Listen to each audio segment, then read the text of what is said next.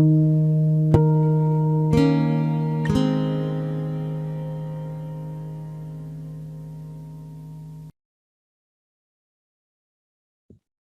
3, that's Peter, Ricardo, Andrea, Timofey, Greta, Claire, and Terita. So a taxonomy is basically a tool which is used in the IP design process. And it sort of makes use of the market perspective in that you'll be able to map your own, that's the proprietary IP, and also the third-party competitor IP with the product features and the customer benefits.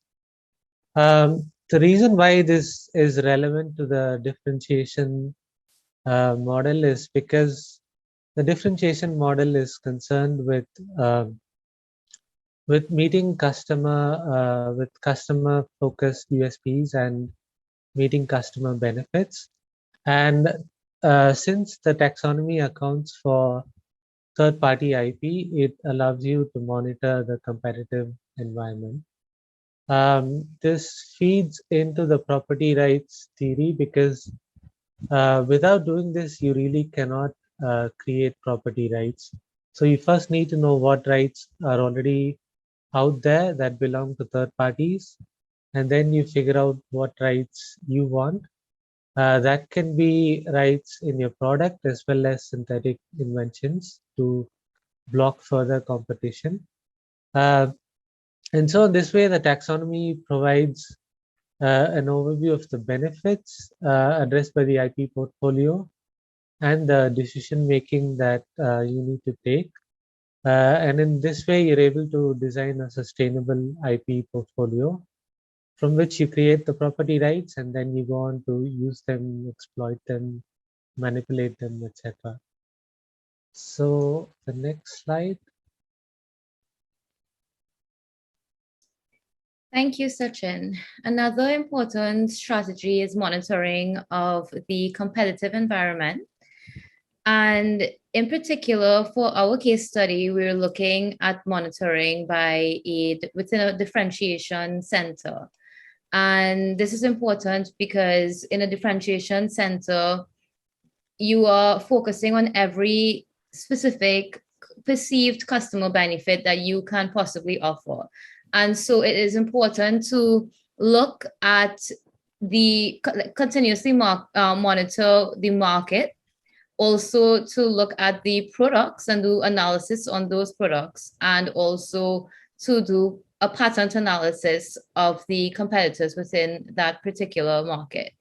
And so in terms of the mapping, they look at features that are not yet realized in the competitor product, because of course this can be a customer benefit that can be protected and offered exclusively by the company. And they also look at features that have already been realized in the competitor product. Because the differentiation centers rely heavily on the marketing department as well and marketing the perceived user benefits, they also map out the features that may probably have been realized in the competitors' products, but may not yet have been communicated within the marketplace. And it is important that this be done systematically and on a continuous basis.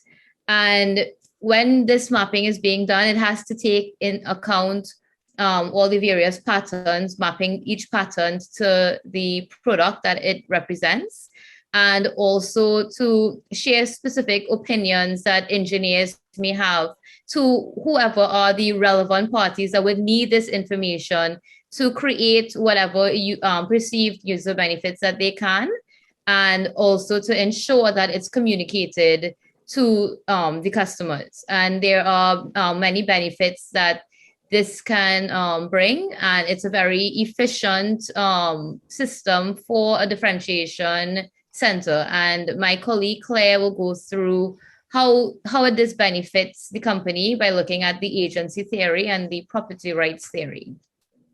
Thank you, Terita. So If we tackle the problem from the agency theory point of view, we can say that the smartest is in a complex system, is part of a complex system, and is acting as an agent for a principle, which is the artificial pancreas system, and that we are probably competitors working as parallel agents for that system, and we need to monitor them to make sure that the customer benefits we want to vehiculate are actually exclusive to us. And this also reduces the asymmetry in information between the customer, the artificial pancreas, which is the principal, and us, allowing us to reach the same level of information. From a property rights theory point of view, the monitoring of third-party products helps us to detect potential IP infringements from our own patent, and monitoring the competition patent might indicate whether there is a probability that this third-party product will infringe our own patent or not. And as a result, we monitor the right to use the good, the right to earn income from the good, and we can enforce our exclusive right over the market. Thank you. Okay, so as Tarita and Claire mentioned already, the Smart Tooth Company organized IP is a differentiation center, which has an objective of having portfolio which have to be differentiated from competitors and fulfill the customer needs. So on the graph on the slide, you can see that the portfolio is represented as several bubbles with a number of patents, and this graph also represents how such clusters are relevant to the customer and to the internal resources. So from view of portfolio management, the criteria of portfolio analysis must be operationalized based on the objective of the IP strategy and must be measurable. This requires a common understanding of benefits and effects among different business functions such as product management, R&D, marketing, and IP, as well as documentation by means of VCE to understand performance indicators. This is why the agency theory may be considered here, where the business function stakeholders are integrated, and such integration leads to a reduction of information asymmetries, and also the usage of objectifying KPIs prevent the self-confident and opportunistic behavior of stakeholders in the portfolio management. Next slide. So here, Andreas and myself, we will present principles of synthetic inventing and its application. So what is synthetic inventing? The main principle is the creation of intellectual property independently from R&D efforts in order to shape the company's market position. A critical component of synthetic inventing is the integration of market intelligence in combination with a company's technological intelligence into the synthetic inventing procedure. And as such patents are designed in workshops, the necessary human resources must be deployed for this specific purpose. And synthetic inventing is useful in a differentiation center because it anticipates customer needs. And Andreas, please continue. Okay, so so the synthetic invention is particularly useful in these cases where you have digitalization or digital inventions, because in the digital space, you often do the inventions. The invention is done when you sort of make the concept, and sort of the implementation is not that always that difficult. It might be, of course, and within the digital field, sort of black boxes and functional units as a long tradition. So it fits very well into the digital space. But then again, so with regard to the property rights theory, through the synthetic inventing the property rights to the technical elements of an innovation business model that, as Greta said, that are relevant for the customer's point of view, can be generated even before the actual R&D activities begin. And this ensures that the business model cannot be directly copied in the future, and thus that the economic benefits of the business model idea are internalized in the company. It also means that you can even, for instance, make money earlier on. Transaction cost. Synthetic inventing initially causes internal costs, but then prevents external transaction costs from being incurred because the use of the necessary technical features is exclusified for the company. Okay, next, Peter.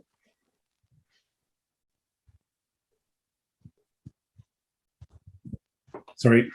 So Smart Tooth is going to be a class 3 medical device. It has to be implanted by a dentist in a patient's mouth. And as such, it's probably going to take 5 to 10 years before it'll actually reach the market after it's gone through various regulatory hurdles and so on. And so road mapping is something that's very important to the development process, both from a product and from a business sense. And as such, and because we have to go through this regulatory pathway or whatever else, defining our IP strategy early and defining IP within our roadmaps and roadmap early is very important, because it allows us to invest early in what we're defining in our product features. And we define points of IP insertion within our roadmap, even if there's no inventive process or inventive step existing. It also, the roadmap allows us also then to provide competencies that we require at various points in our development process, allow for them to be planned into the development process. So be that markets, technology, competencies, IP competencies, and so on. And then because we have this long regulatory pathway to take, it helps us define our future market positions as early as possible so that we can plan for those and manage them through good use of IP. This then gives us property rights. Defining IP early in the process gives us property rights. It minimizes our transaction costs because those property rights have been properly defined and they're put into the development path and the roadmap. We might be using synthetic invention along the way. It allows us to efficiently develop positions for the market. And then it allows us also then to minimize the negative external effects through the potential loss of personnel and people during this long process of getting our product to the market. And then we have, thank you, Peter, you mentioned the synthetic invention, and there might be an issue with employee remuneration, as certain countries like, for example, Germany or also Switzerland require the employee to compensate the employer for his inventive activity. And when we talk about synthetic invention, these patents are very important to protect the company market position and might not necessarily translate into a commercialized product. And therefore, adequate remuneration strategy should be put in place to comply with that. And if we see that from an agency theory perspective, where the employer is a principal and the employee is an agent, it might arise some certain conflict of interest, because the employee might perceive the inventive activity as an additional burden, but not as a direct compensation for his work done. For example, possible solution to this could be like bonus for each invention done, or since we're talking about a small company that might not have a very high salary, that the inventors get some extra share for each invention that they do at the end of the year. I'd like to Rick for the last part. Yes, thank you. And as already mentioned, thank you. Don't skip. the transaction cost aspect. Initially, there will be some costs with this, especially for a young company which is now in this early stage, which is high for the invention remuneration, which is like this. It's at the end, it really pays off because the external transaction costs are avoided in the long term because we secure our property, and that is a very good thing to do. So I like to say thank you in the name of my group that you were listening to this, and have a good day.